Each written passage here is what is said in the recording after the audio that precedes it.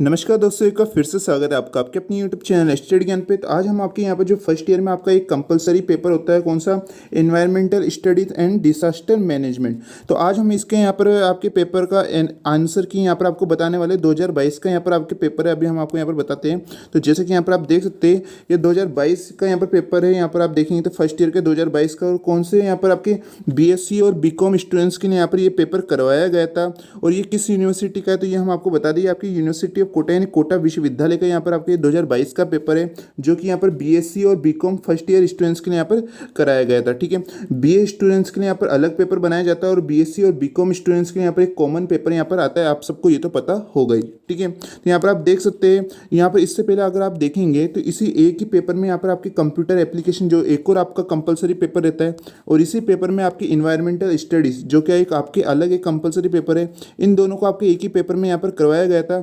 50 question आपके इसमें से पूछे गए थे और 50 क्वेश्चन इन्वायरमेंटल के आपके पूछे गए थे। एक क्वेश्चन आपका 2 मार्क्स का था, तो यहाँ पर आपके 100 नंबर के आपके क्वेश्चन पेपर पूछे गए थे। और इससे पहले वाले वीडियो में मैंने आपको जो ये कंप्यूटर एप्लीकेशन का पेपर है, इसकी पूरी आंसर की बता दी थी। आपके 50 क्वेश्चन के यहाँ पर आंसर किया था, वो हमने आपको बता दिए थे।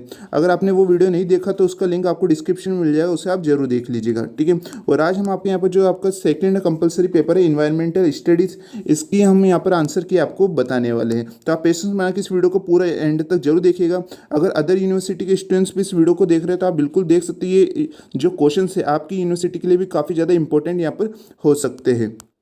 तो यहाँ पर आप देखिएगा, तो यहाँ पर आप देख सकते हैं, यहाँ पर ये कंप्यूटर के क्वेश्चन से 50, जिसका मैंने रिव्यू आपको यहाँ पर पिछली वीडियो में आपको बता दिया। इसका आंसर की हमने यहाँ पर पिछली वीडियो में आपको करा दी थी इन 50 क्वेश्चन की। ठीक है, यहाँ पर आप देख सकते हैं।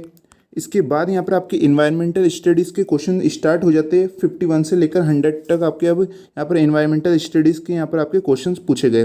तो फर्स्ट क्वेश्चन आप देख सकते हैं, जो कि क्या है, world ozone day is observed on, यानी विश्व ओजोन दिवस यहाँ पर आपके कब मनाया जाता है। तो ज़्यादातर स्टूडेंट्स को इसका आंसर पता ही होगा, ये 16 सितंबर को यहाँ पर मनाया जाता है। उसके बाद आपके क्वेश्चन नंबर 52 है कि which is an threat of environment, यानी पर्यावरण के लिए कौन सा यहाँ पर खतरा है। तो 52 का आंसर बताइए। इसका सही आंसर यहाँ पर आपके होगा तो बढ़ती आबादी यानी ग्रोविंग पॉपुलेशन।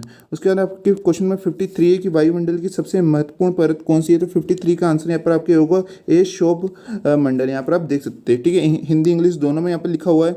उसके बाद आपके नेक्स्ट क्वेश्चन, क्वेश्चन में 54 है, mosses and lichens are found in, यानी मोस और लाइकन यहाँ पर आपके पाए जाते हैं। तो 54 का आंसर बताइए। 54 का आंसर होगा आपके यहाँ पर सी, यहाँ पर आप देख सकते हैं। ठीक है, उसके बाद आपके क्वेश्चन में 55 है, यहाँ पर आपके कंटीली झाड़ियाँ यहाँ पर पाई जाती है। तो 55 का यहाँ पर आंसर बताइए। 55 का करेक्ट आंसर होगा यहाँ पर आपके बी, आप देख सकते हैं।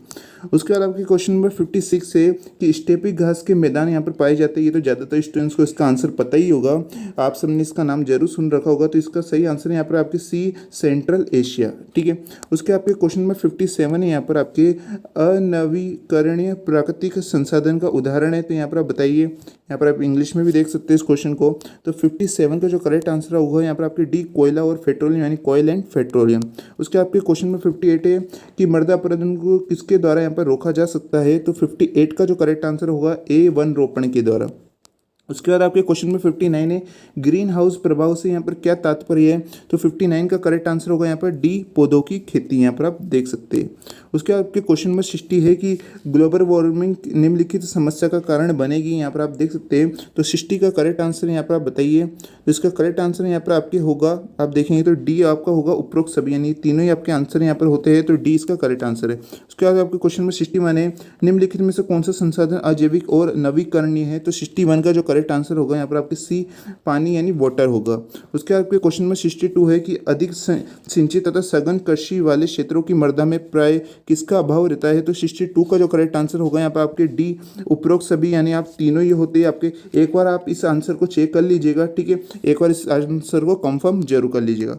उसके बाद आपके क्वेश्चन नंबर 63 यहाँ पर कि प्रसिद्ध गिर वन यहाँ पर कहाँ स्थित है। तो बताइए। तो इसका करेक्ट आंसर यहाँ पर आपके होगा सी, गुजरात में आपके स्थित है। उसके बाद आपके क्वेश्चन नंबर 64 है, सिफिकर रिजर्व का उद्देश्य है। तो 64 का आंसर यहाँ पर आपके डी होगा। ये तीनों यहाँ पर आपके होते हैं, ठीक है।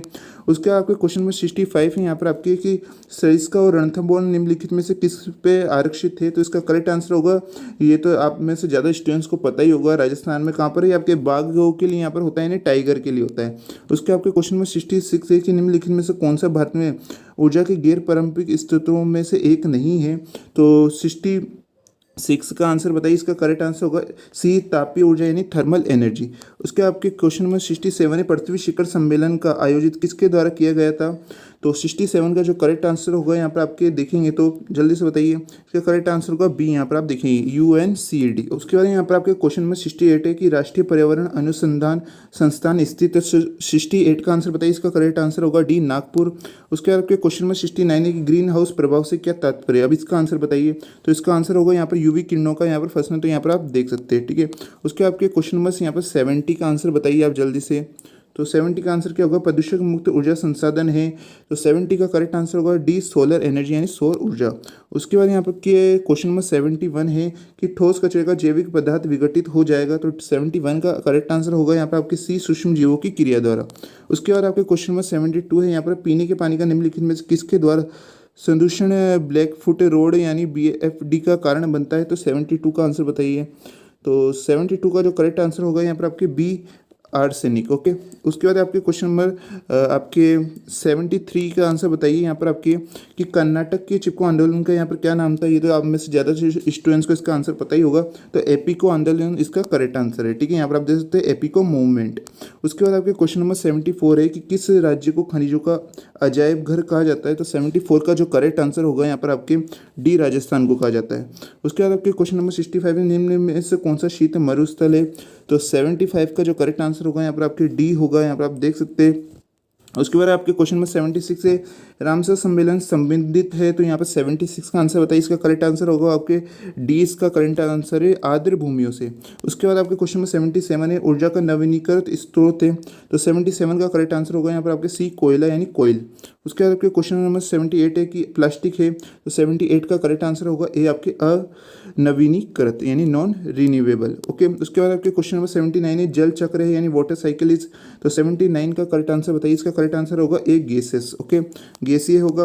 उसके बाद क्वेश्चन नंबर 80 है भारतीय वन जीवन अधिनियम पारित हुआ था। तो क्वेश्चन नंबर 80 का आंसर है यहाँ पर आपके होगा ए, 1972। उसके आपके क्वेश्चन में 81 है कि ओजोन की मोटाई मापी जाती है। तो इसका जो करेक्ट आंसर जल्दी से बताइए। इसका करेक्ट आंसर यहाँ पर आपके होगा यहाँ पर आपके ए, डॉप्सन से। उसके बाद आपके क्वेश्चन में 82 है कि छाता संरक्षण अधिनियम है यानी अम्ब्रेला प्रोटेक्शन एक्ट इज। तो 82 का जो करेक्ट आंसर यहाँ पर आपके होगा बी, पर्यावरण संरक्षण अधिनियम, ठीक है, इन्वायरमेंटल प्रोटेक्शन एक्ट होगा। उसके आपके क्वेश्चन में 83 है कि भारत में उष्ण कटिबंधीय वर्षा वन पाए जाते हैं। तो 83 का करेक्ट आंसर होगा यहाँ पर आपके बी, अंडमान और निकोबार। उसके बाद आपके क्वेश्चन में 84 है कि निम्न में से कौन सा जैव नवीनीकरणीय अपशिष्ट है। तो 84 का जो करेक्ट आंसर होगा ए, पेपर। उसके बाद आपके क्वेश्चन नंबर 85 है कि वायुमंडल की सबसे निचली परत यहाँ पर क्या कहलाती है। Lowest layer of atmosphere is cold. तो 85 का आंसर बताइए जल्दी से। तो इसका करेक्ट आंसर होगा यहाँ पे आपके सी, सौर मंडल, ठीक है। ये क्वेश्चन आपको शुरुआत में भी देखने को मिला था। उसके बाद आपके क्वेश्चन नंबर 86 है जैव विविधता का अर्थ बताइए। आप यहाँ पर देख सकते हैं। तो 86 का करेक्ट आंसर यहाँ पर क्या होगा। तो ए, इसका करेक्ट आंसर है जीवित प्राकृतिक संसाधन यानी द लिविंग नेचुरल रिसोर्सेज। उसके बाद आपके क्वेश्चन नंबर 87 है चिपको आंदोलन यानी किसको बचाने के लिए यहाँ पर शुरू हुआ था। तो ये तो ज़्यादातर स्टूडेंट्स को यहाँ पर पता ही होगा। तो 87 का करेक्ट आंसर है आपका ए, फॉरेस्ट यानी वनों को बचाने के लिए यानी पेड़ों को बचाने के लिए। उसके बाद आपके क्वेश्चन में 88 है कि गली इरोजन इन राजस्थान में भी नोटिस यानी राजस्थान में अवन नलिका यहाँ पर अप्रदन देखा जा सकता है। तो ये इसका आंसर होगा सी, धौलपुर में, ठीक है। यहाँ पर आप देख सकते हो। उसके बाद आपके क्वेश्चन नंबर 89 है कि राजस्थान में सूखे का कारण है। तो 89 का जो आंसर होगा यहाँ पर आपके ए, मानसून अनिश्चितता। तभी आप एक बार इस आंसर को यहाँ पर कंफर्म कर लीजिएगा। उसके बाद आपके क्वेश्चन नंबर 90 है यहाँ पर आपके कि हरे पौधों को यहाँ यह भी कहा जाता है। तो बताइए हरे पौधों को यहाँ पर और क्या कहा जाता है। तो इसका करेक्ट आंसर होगा ए, उत्पादक यानी द प्रोड्यूसर, ठीक है, प्रोड्यूसर इसका करेक्ट आंसर है। उसके बाद आपके क्वेश्चन में 91 है 10 क्वेश्चन और बच गए आपके प्राकृतिक पारिस्थितिक तंत्र का उदाहरण बताइए। तो 91 का करेक्ट आंसर यहाँ पर आपके होगा ए, खेत यानी फार्म। उसके बाद आपके क्वेश्चन नंबर 92 है कि CNG का फुल फॉर्म यहाँ पर क्या है। तो 92 का आंसर बताइए। इसका करेक्ट आंसर होगा यहाँ पर आपके बी, संपीड़ित प्राकृतिक गैस। यहाँ पर आप देख सकते हैं कंप्रेस्ड नेचुरल गैस। ये तो आप सबको पता ही होगा। LPG और CNG की तो फुल नेम काफ़ी बार एग्जाम में पूछ ली ली जाती है। उसके बाद के क्वेश्चन 93 है कि पर्यावरणीय ह्रास का मानवीय कारण है, तो 93 का करेक्ट आंसर यहाँ पर आपके होगा डी। ये तीनों ही होता है आपके, आप देखेंगे तो। उसके बाद यहाँ पर के क्वेश्चन में 94 है कि पर्यावरण को बचाने के लिए चिपको आंदोलन से कौन सा राज्य जुड़ा था, तो 94 का आंसर बताइए। इसका करेक्ट आंसर होगा सी, उत्तराखंड। उसके बाद के क्वेश्चन में 95 है, ओजोन परत पाई जाती है, तो 95 का आंसर बताइए। तो ज़्यादा से स्टूडेंट्स को पता ही होगा, तो इसका करेक्ट आंसर ए होगा।